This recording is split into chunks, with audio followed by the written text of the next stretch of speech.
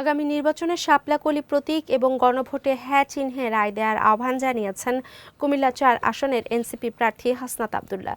উপজেলার শুবলি ইউনিয়নের ওয়াহিদপুর ঘোষাইবাড়ি মাঠে উঠান বৈঠক করেন তিনি। কেন্দ্র দখল ও ভোট চুরির পরিকল্পনাকারীদের সাবধান হয়ে যাওয়ার পরামর্শও দেন তিনি। যারা ভোট কেন্দ্র দখল করতে আসবে তাদের ধরে পুলিশে দেওয়ার আহ্বান জানান হাসনাত আব্দুল্লাহ।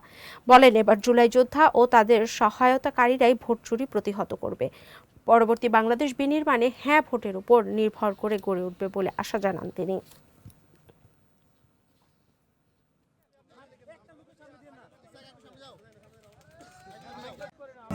না হচ্ছে গোলামি।